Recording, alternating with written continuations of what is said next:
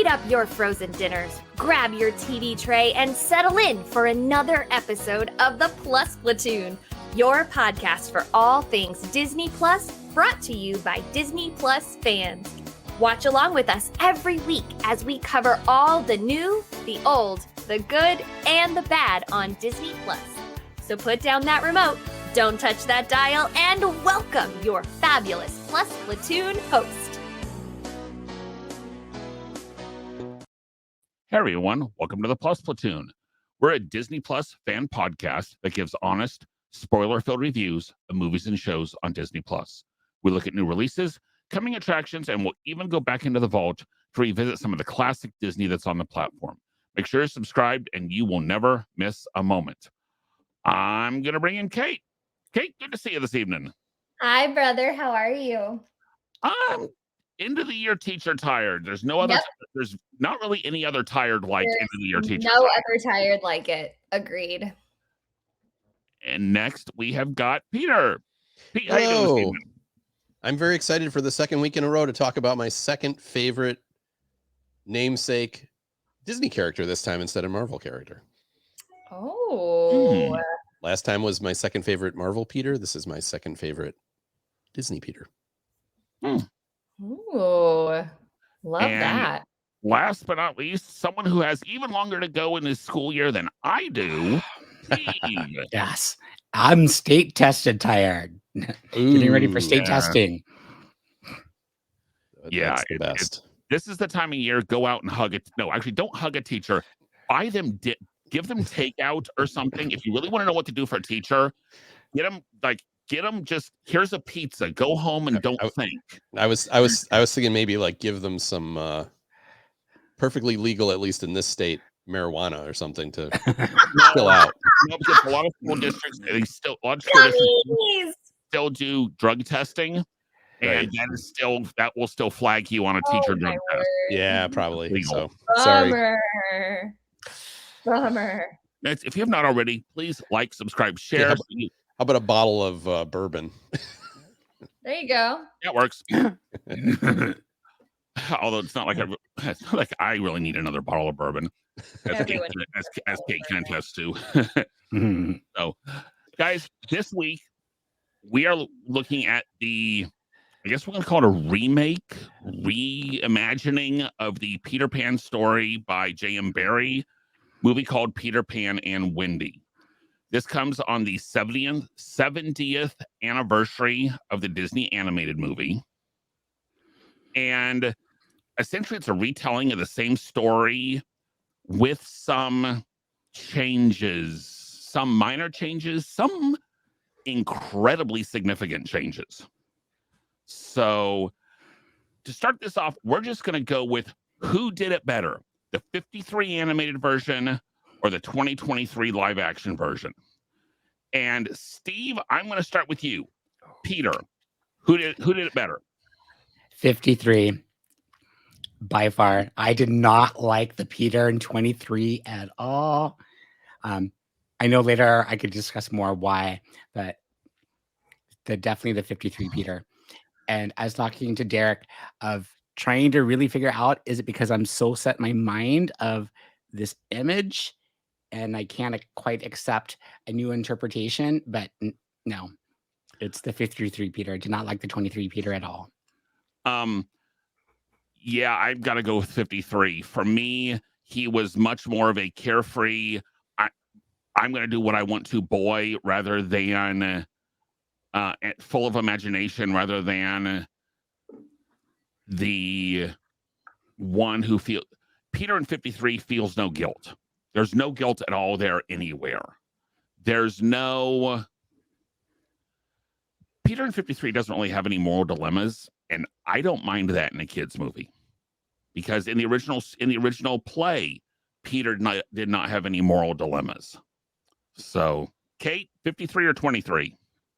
This is hard. This is one of the ones that I'm torn on. There's some of them that I feel quite passionately about, and this is not one of them. Because I feel like the 23 Peter showed his humanity. And I think it's contradicting. I think I like it for the opposite reason that you like it. because while the 53 one is more playful, he is more of a boy. He Mhm. has more, you are right. He definitely has more boyish qualities, but meaning like youth qualities. Yes. But I liked seeing a little bit of the humanity in him in this movie. So that's a tough one for me. I don't know. You go, Pete.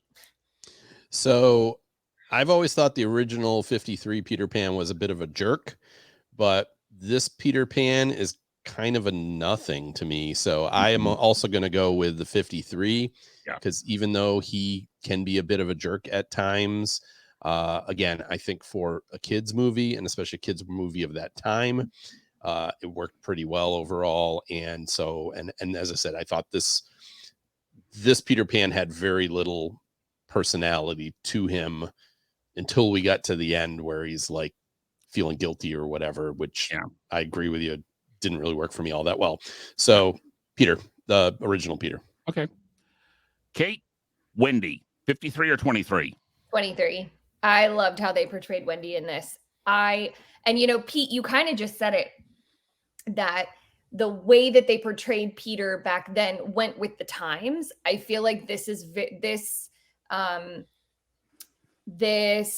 very much went with the times of how women were viewed in 53 as like, oh, I'm going to be a mother and come and I'm going to read you stories. Whereas this Wendy, like she wasn't sure if she wanted to grow up, but she did, but she also had these like rebel like tendencies as well, like when she starts fighting with the boys with the swords. And I loved what I felt like was the depth of the character of Wendy in this. So even though I like the gentleness of Wendy from the original, I loved how they portrayed this Wendy. So I'm going to go 23.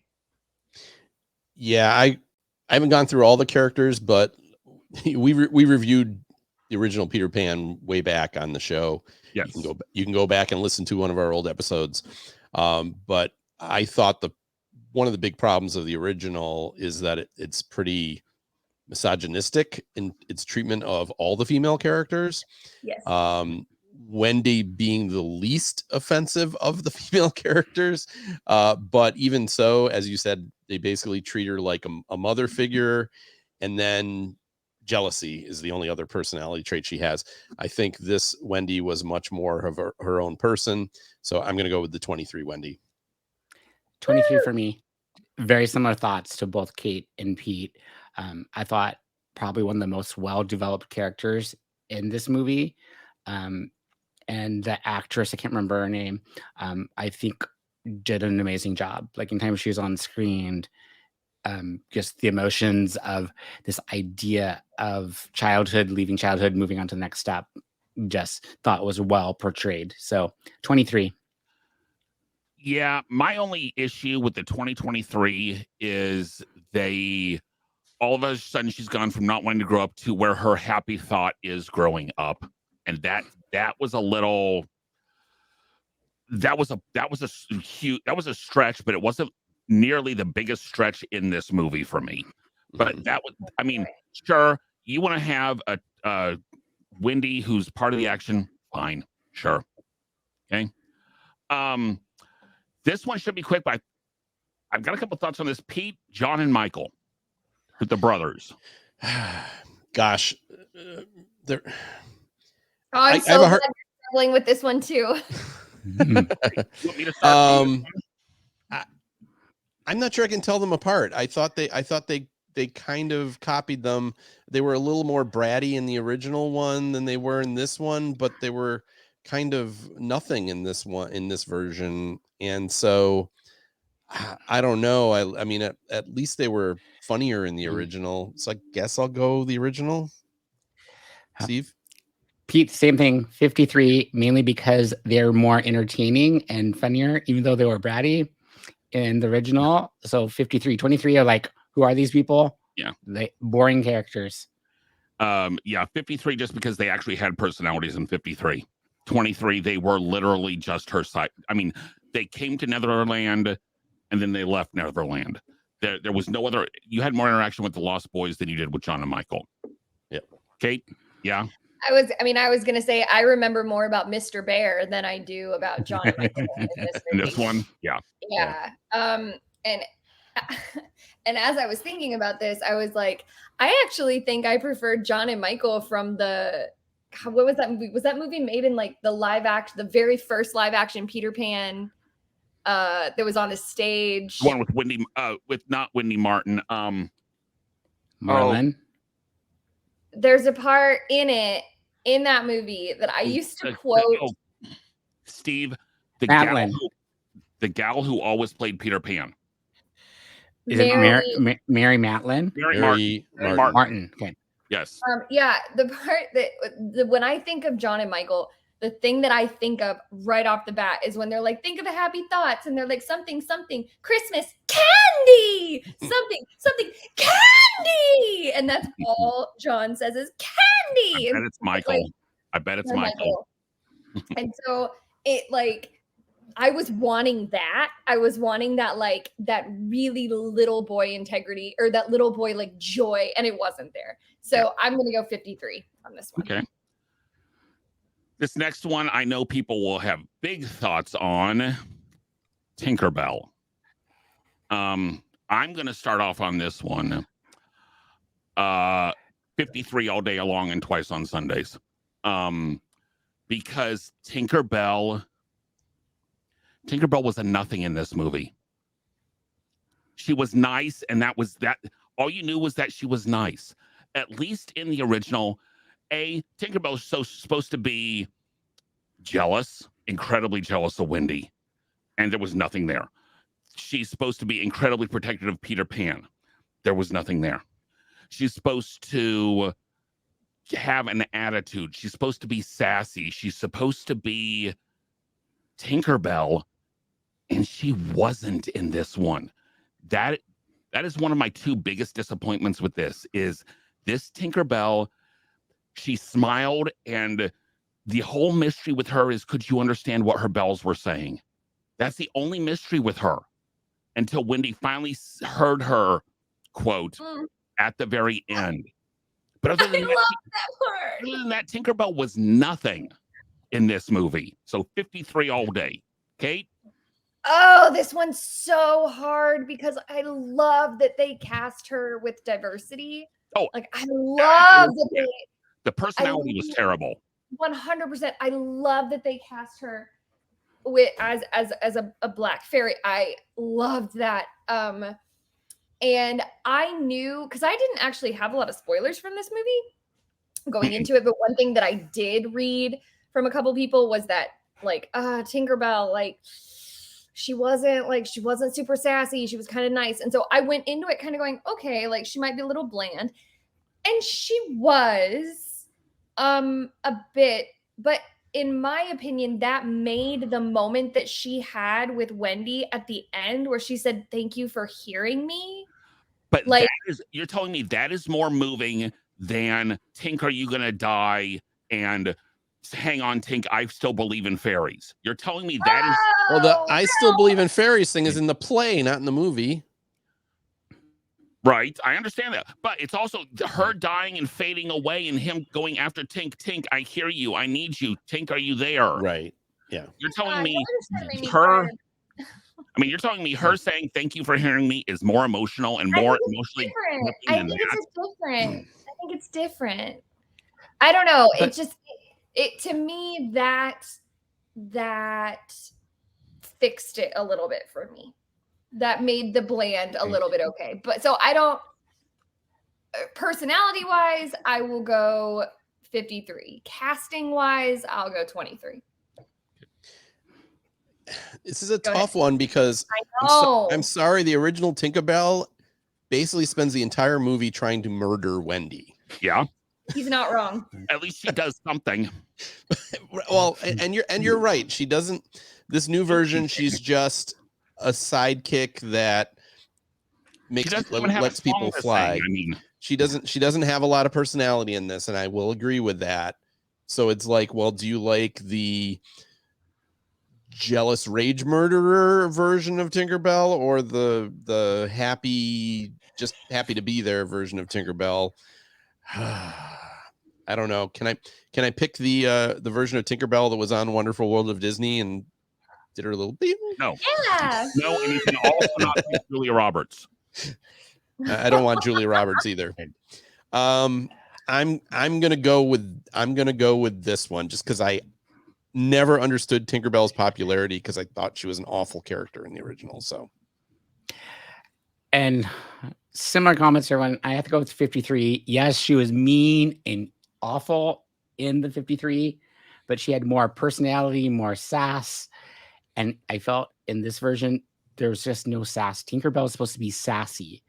And to Kate's point, it still would have been a moving moment if she's all this sassy and Wendy's still hearing her at the end. Like, I still hear you. I get you. I'm accepting you for being sassy. It makes me think of my 6th grade girls who have all this sass. And, you still could hear them accept their personality. So, yeah, 53. Definitely agree. Okay. yeah, and just one last comment on it. It's too bad they couldn't have met in the middle somewhere because I I totally agree that she needed to be sassier than she was. And I don't know. So that's a tough one. Yeah. Okay. Pete, one of the casting changes on this one, but once your impressions of it, the Lost Boys going from the strict boys in Right. there to a truly mixed group of kids. I am so passionate about this one. Go ahead, Pete. I totally got to go with this version. I actually didn't think they changed their personalities that much. They still had the twins and they had the little kid, the Fox kid and everything like that. So I thought they did a great job of, bringing that representation in, which I think I'm one of those people that think that type of thing is important for people to see representation. So I didn't have any issue with that. I thought the Lost Boys, we mentioned that John and Michael didn't have enough. I thought the Lost Boys were like just enough in this movie. Like you need them there. You need to give them each a little bit of personality, but actually they're just kind of this big meld of characters. So they don't really need to be, the focus of the movie, and they weren't. So I thought that part really worked. I kind of liked the way they brought them. Like he ended up releasing them or whatever you want to call it at the end as well. I thought that was kind of Darling family. Yeah. well, and that is actually something from the play is the Lost Boys all go back and end up staying with the Darlings. Darlings. Yeah. Peter goes back alone in their Dalmatian plantation. Oh, right, sorry, yeah. wrong movie. Exactly.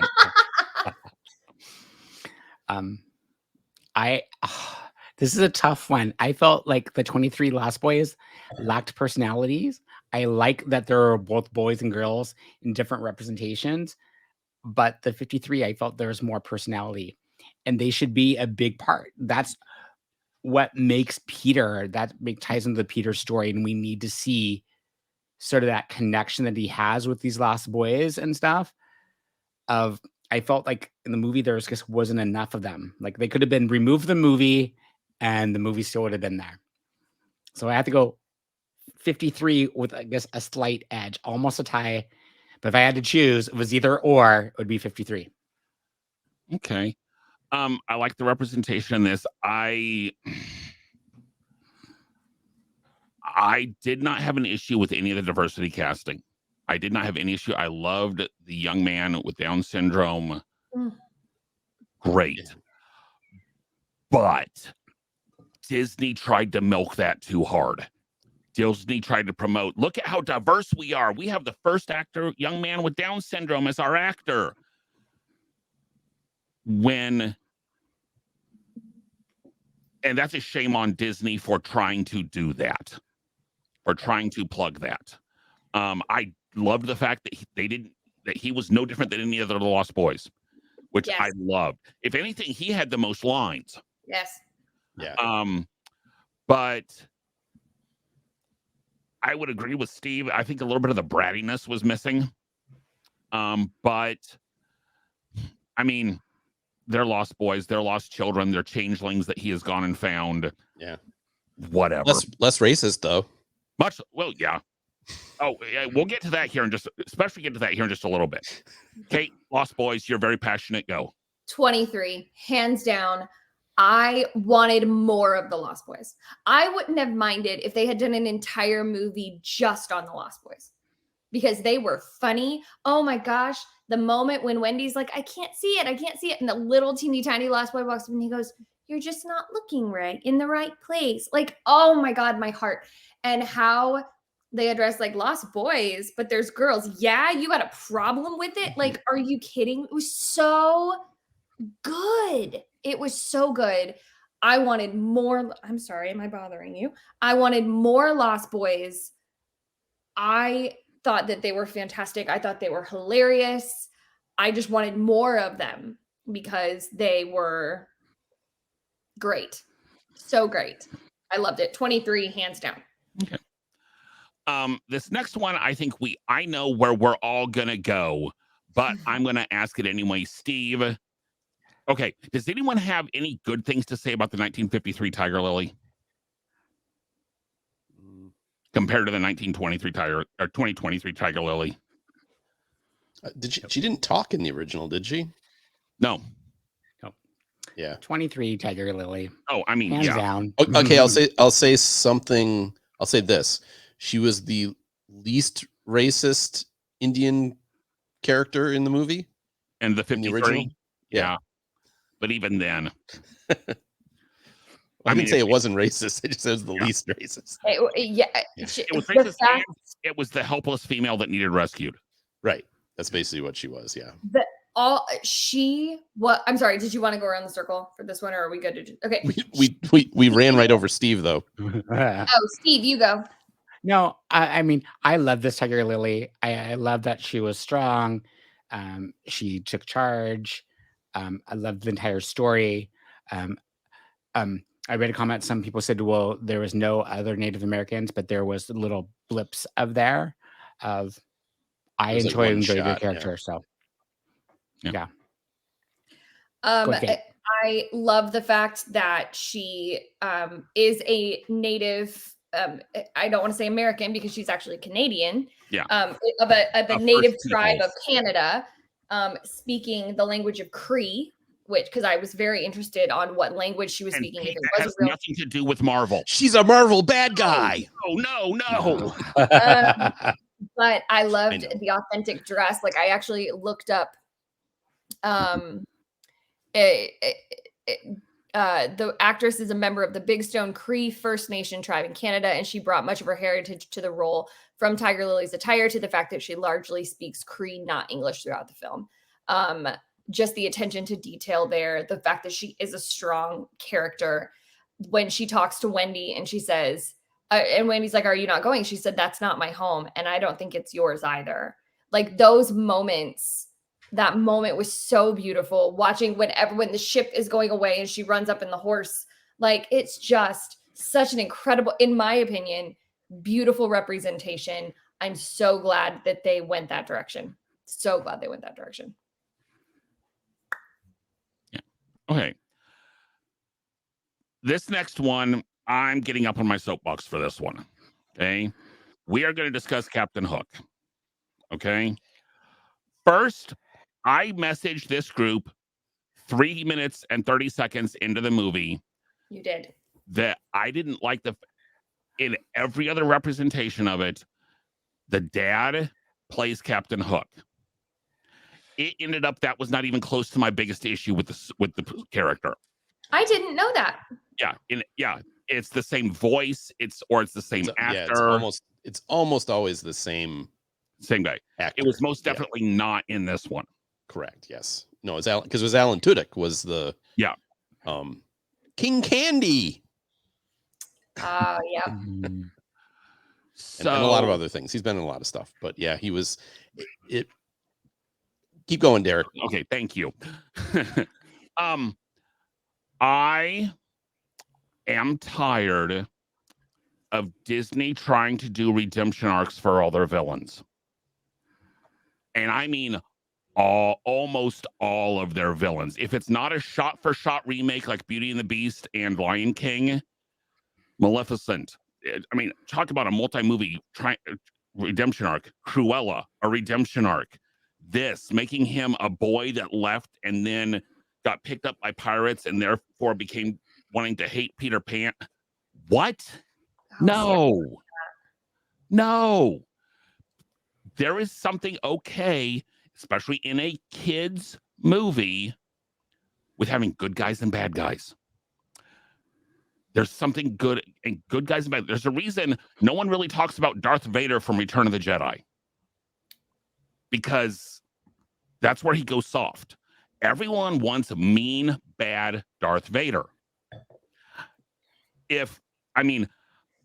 My only thought is they probably won't do it in Little Mermaid with Ursula, just because it looks like a shot-for-shot remake instead, with everything I've seen.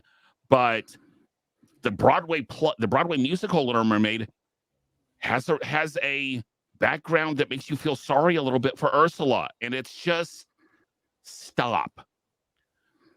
Captain Hook wasn't scary to me. He wasn't. Yes, he tied up the boys, but then wasn't really mean. There was no reason to really be afraid of Captain Hook in this movie, to me.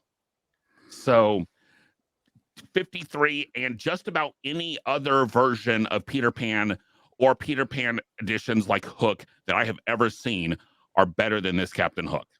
Kate, any rebuttal? So I'm going to disagree with you just a little bit. I actually really liked the story plot, the plot line, to try and explain why there is this rivalry. I thought that was really good.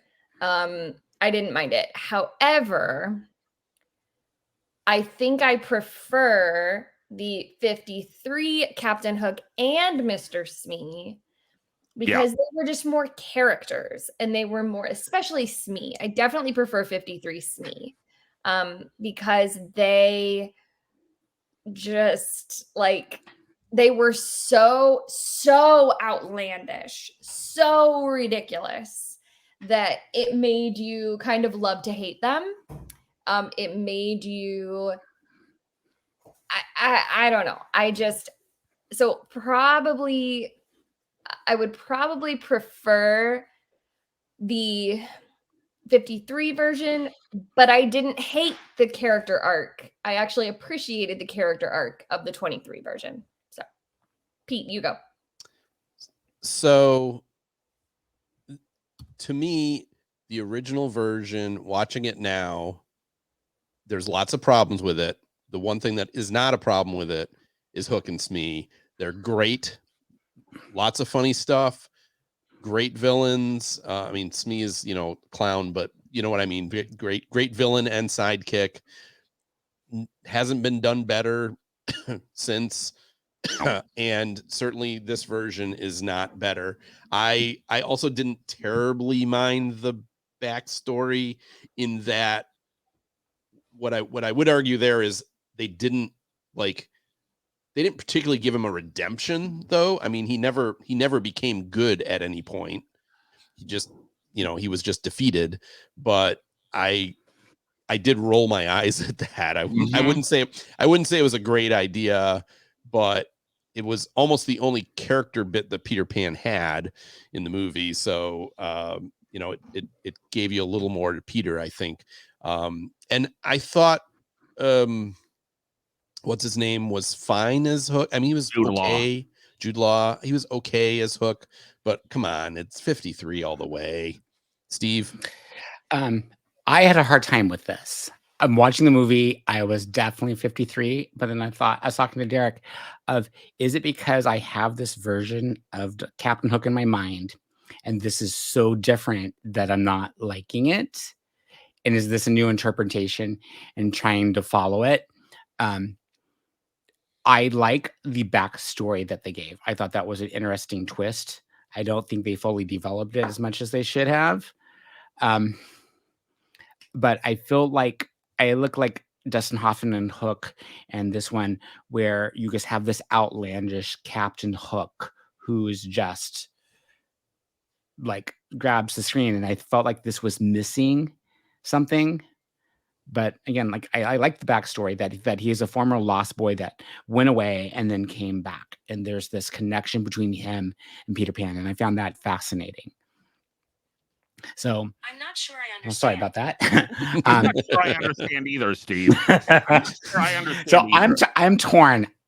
I don't know which way to go. Okay.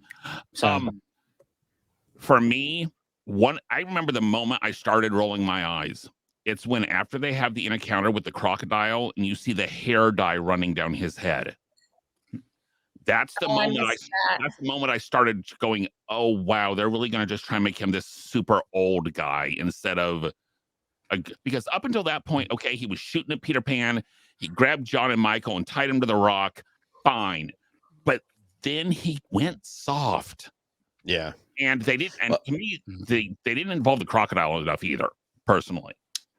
I would have had the crocodile. I would have liked the crocodile to have had at least one more sequence, because actually I thought that sequence with the crocodile was great. It was fun. Right, Yeah. So I would have loved to have had that come back at the end somehow. Well, because he's floating there in the water. Where's Right. the crocodile? Yeah. So, Cost too much. yeah. All that money went to all of those great Marvel special effects we've had lately. Oh, wait. And the last one I want to touch on briefly for this, which one did it better? And I think this is a landslide one. I was so disappointed in the 2023's music because there wasn't really music.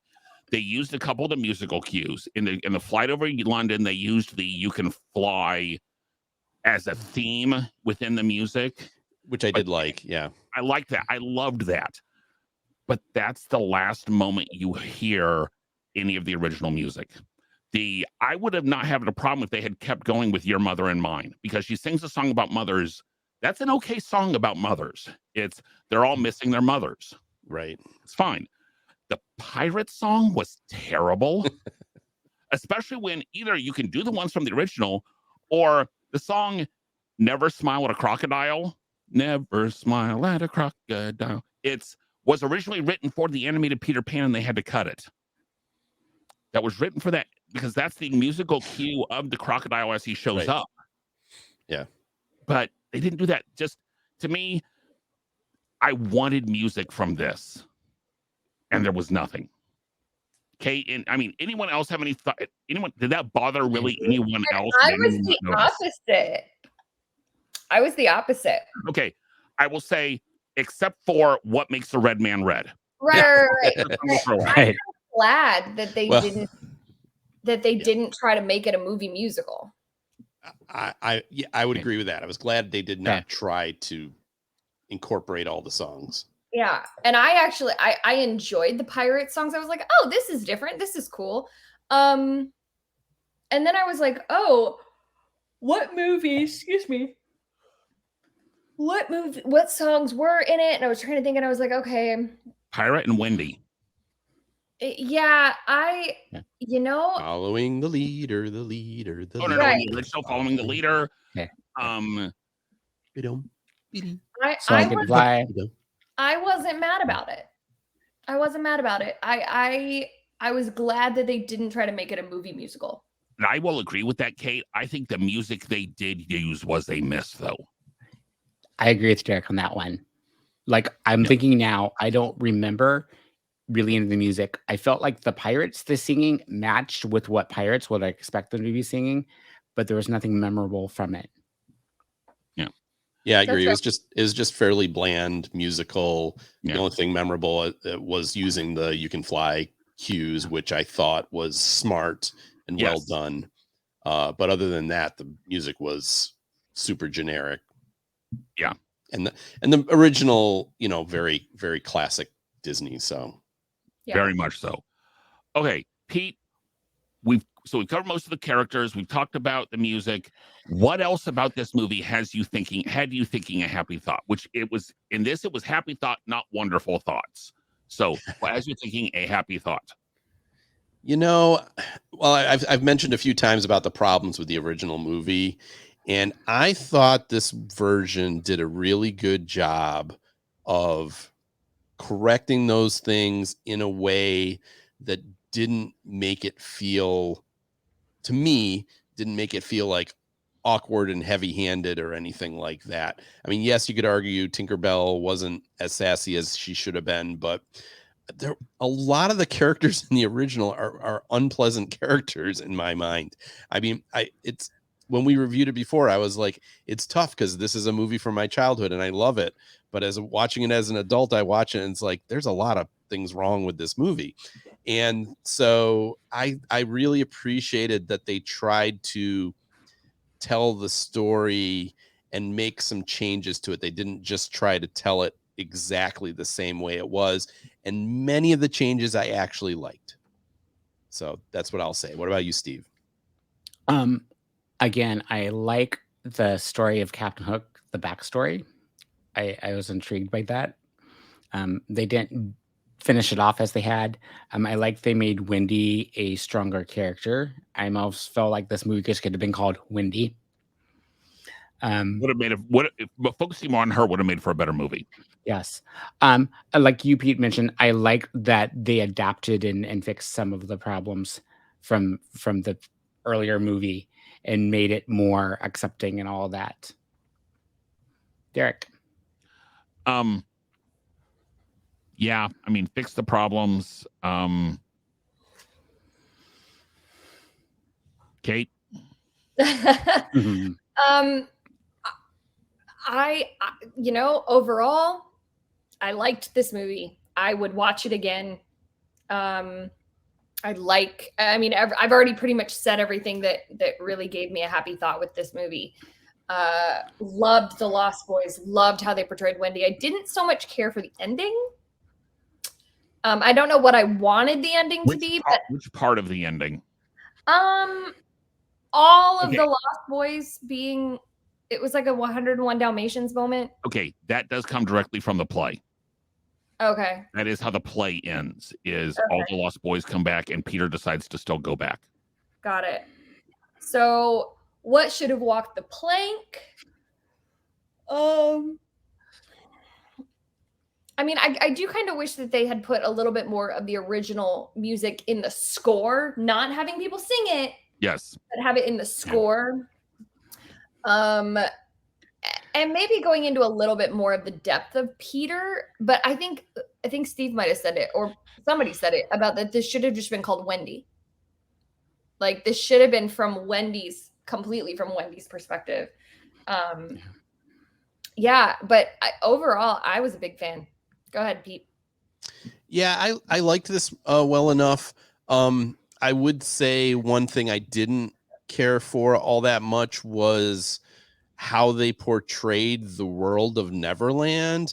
I mean, I like the jutting rocks and stuff, but it was just like all grass except for where the hideout was somehow there was one little area of forest, but everything else was just like grass and rocks. And I guess I want Neverland to be colorful. I want flowers. I wanted more than just flying over the mermaids. I wanted them like a scene with the mermaids and things like that. I don't know. This should be a very fun movie, and it wasn't always as fun as it should have. There were parts of it that were fun, but I'm just saying as a whole, there wasn't enough of that, and it particularly showed up to me in like the I don't really want to say the cinematography, but the landscape and the layout and it's just a lot of green. Yeah, a lot of green and blue. For me, Peter Pan should have walked the plank. I did not like the acting. I think, like we said, he was missing that sort of childish, mischievous side. I'm fine with him coming to terms of like his past actions following the storyline and realizing sort of that Peter Pan sort of growing up a little bit, if you really want to go down with that theme. But I guess to not like, I felt like even from the very beginning when he first comes in, it just was missing something. Like it felt like to me like a middle schooler was acting in the role of Peter Pan and not and just reciting his lines, but not feeling his lines. Yeah. So, and I'd throw Smee in there too. I felt Smee was very bland Smee was missing something. So Smee should walk the plank too. Especially for making such a big deal that Jim Gaffigan played Smee. It was a throwaway. I would agree. There was no suspense in this. There was never a moment you were nervous for anybody. I mean, even Wendy walking the plank in the first one, at least when she falls off, for little kids, there's a suspense. What happened to Wendy? But in this, you knew she had her happy thoughts before she stepped off. So you kind of knew what was going to happen. I did like that they did no splash. Yeah. Now he still should have thrown the pirate overboard. That might have redeemed Hook a little bit. But I mean, guys, it's fairly obvious. I was not a fan of this movie. But I said the lack of suspense. And Pete, I'm right with you. Neverland was boring. Neverland is the place where everyone has an imagination and can create whatever they want. Yeah. And it's the same island that Luke was stranded on in Star Wars, seriously, because it was rocks and grass, and that's it. Yeah. I'm guessing they filmed this either on the coast of Ireland or Wales or somewhere along something. Yeah, had to been that looked a lot like England. Yeah. But it wasn't. Go ahead. I remember something else I didn't like. That Peter Pan wasn't able to fly. Oh, at the end? For a little bit at the end there, yeah. For a little bit at the end, he wasn't able to fly. And I was like... And they kind of tried to tie that back in because he felt so bad about Hook that he couldn't think of a happy thought and therefore he couldn't fly. In the original, he doesn't fly because he makes the deal with Hook that he will fight him without flying. Right. In this one, it was because he felt so sorry for Hook. Oh, like when he runs, when he falls and he hits the ground, I was like, I thought it was like he shook all the pixie dust off of him. That was how I took it, but I was like, this doesn't seem right. That was one plot point that I was like, I don't. And again, that's where I feel they didn't do a really good job of really exploring this idea of Peter and Hook being connected. It was sort of, it fell flat. Yeah. Okay. So, as we always do, we do ironically cups of pixie dust out of 5 on this one. I'm going to go back though. I gave the original Peter Pan a 3. Kate, you gave it a 2. Pete, you gave it a 3. Steve, you gave it a 2.5. So with those in mind, what is your rating for the 2023 Peter Pan and Wendy? Kate? 3.5. Yeah, now I've only seen this once, and I've seen Peter Pan a dozen times, and so I'm gonna give it the same rating. I'm gonna give it a 3, same as I gave the last one, because there were things I really liked better about this version, and there were things I liked worse, and it was honestly one of the few versions of the Peter Pan story, other than the original, that I actually enjoyed. So I'm gonna give it a 3. I'm going 2.5. Yeah.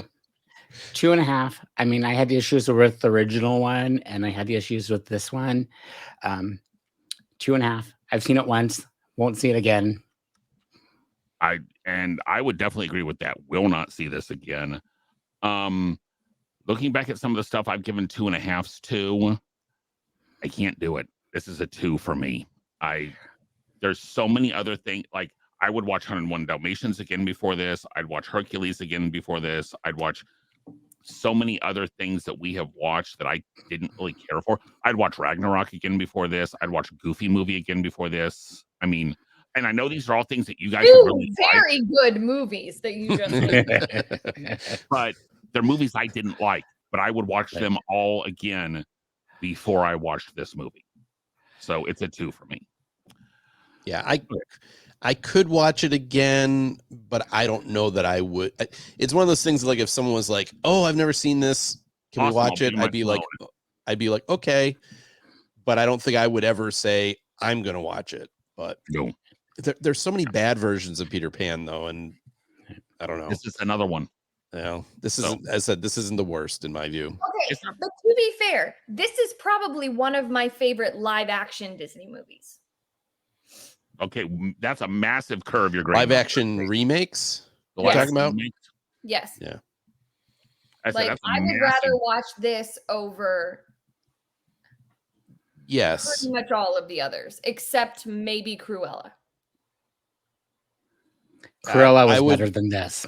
Cruella was much better than this. Cruella was much better than this. I kind of don't count that because to me that wasn't. That's not really a remake. That's more of a reimagining. I really did enjoy the Jungle Book. So I would put that higher than this. And maybe Cinderella. The Cinderella one was actually not too bad. But the Cinderella wasn't really a remake. That was more of a reimagination. And it went a lot closer to the Rodgers and Hammerstein musical. No, it was pretty close. The one with Kate Blanchett as the wicked stepmother. I like that. I like that version. So Okay. I'll but yeah, this I like the version with Brandy as Cinderella and Whitney Houston as the fairy godmother. And that was very much Rodgers and Hammerstein's version. Yeah. So that's a great version. This wasn't great though. No, it wasn't. Okay, Kate, we got a couple things on Disney Plus news. What do we got this week? Pete, I thought you and I were in the same camp on this movie. You gave it 3.5. I gave it 3. What? Okay, that's fair. That's pretty fair. close. All right. On to the Disney Plus news. Ant-Man Quantumania is being released on Disney Plus May 17th. And I will say, for the first time, this is not in the projected rotation upon its debut because no one on here has seen it. And until we didn't do the fourth Thor movie either. Love and Thunder? Okay, true. We did not do Love and Thunder either. But at this point, this is not going to get a watch on here just because we're kind of implementing a new policy that on any kind of big movies like this, if the reviews are all not good, which on this one, the reviews are all very much not good. Wow. Someone on the Platoon has to say they like and thought it was a good movie. Well, fans, get excited because your girl Kate here is watching through all of the Marvel Cinematic Universe. You are? Shang-Chi. Steve, did we mention the fact she was talking into the end of a microphone cord when she said that? Yes, this is an XLR cable. You're welcome. Yeah, we just finished Shang-Chi, so I will be watching it at some point. Sorry. I will definitely watch it. I think I'd mentioned this. This is, I think, only the third Marvel movie I have. Well, I shouldn't say that because I think there was a few there, like Black Widow, you couldn't see in theaters, right? Oh, right, yeah. Right. So not counting the ones you couldn't see in the releases. Yeah. Of the theatrical releases, I think this is the third one I didn't see in the theaters, with Eternals and Thor: The Dark World, the only other two, and both of those are bad. Both of those are very bad. So I will watch it and I will let you guys know if I think it's worth seeing. Perfect. And last but certainly not least, the Writers Guild of America has gone on strike, which will likely mean delays in many Disney Plus series. Pretty much anything that is scripted will stop production. And this is movies, this is TV series, this is everything. Well, they just announced that SNL is going to be on reruns until further notice. Well, it has to be. All the late night talk shows are all going to go on because they use writers heavily. For those that don't remember previous writer strikes, in addition, what they typically do is they don't stop shooting movies, but they can't work on the script while they're shooting the movies. So it usually ends up you get a lot of really crappy movies during a writer's strike. So, and that's interesting because Marvel actually said, and this wasn't on the news, and I'm sorry about this, Kate. Kevin Feige came out in an interview and said that Marvel is going to start hiring, quote, better writers for their scripts. And can't now. But they have good writers. Why would they need to hire better writers? She-Hulk, Ant-Man and Quantumania. She-Hulk was enough. And on. Yeah, I have to say, even as a Marvel fan, Phase 4 was wildly inconsistent and rarely good. Yeah. Okay. Well, rarely. It was good some of the time, but rarely great. I'll say that. Yeah. Okay. Next week, we are jumping back into the vault. We are going to be watching the original 1979 Muppet movie. Kate, I know you watched this recently. Pete, I know this is one of the standards for you. I was telling Steve before the show, I don't remember, and I'm a huge Muppet fan. I don't remember actually sitting down and ever watching this thing all the way through. Should I pull out? I have the record.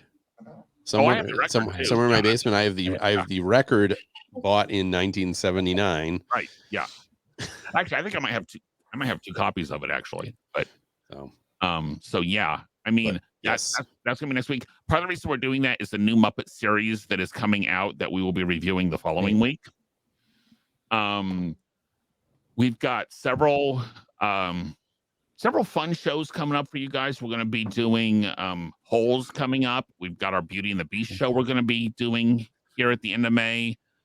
And there's some other fun stuff coming up in June. But if you have suggestions on what you would like us to watch, please email us at plusplatoon@gmail.com. Message us on Facebook, Instagram, Twitter, YouTube, everywhere. We do respond to those and we do listen. If you think there's something that we got totally wrong, tell us. If you think that Peter Pan and Wendy is the best movie ever, we will have you on and we will get you to explain your incorrectness. I would love someone to back me up on how good this movie was. Yeah. I agree with you, Kate. It was very good. Thanks, No, Pete. you're both wrong. No. You can't even go. You can't go very good, Pete. Thanks, It's Pete. good. I give it a 3. Yeah. 3 is above half. No, 3 for you is exactly half. Well, that's true. Yeah, because I only rate to a 1. So you're right. Right. Yeah. 3 is exactly half. Half.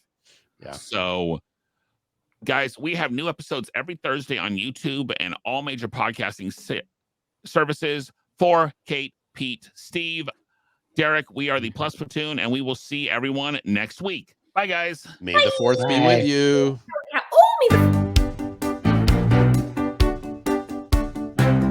Thanks for watching this week's episode of the Plus Platoon. Be sure to subscribe to the Plus Platoon podcast to keep getting great content each week. Then head over to Apple Podcasts and leave those 5-star reviews as they help make the Plus Platoon visible to even more Disney Plus fans. Also, go to YouTube and like and subscribe to the Plus Platoon channel, where you can watch all future episodes live. If you have a question for the Plus Platoon, please send us an email to plusplatoon@gmail.com or connect with us on Facebook, Twitter, or Instagram @plusplatoon.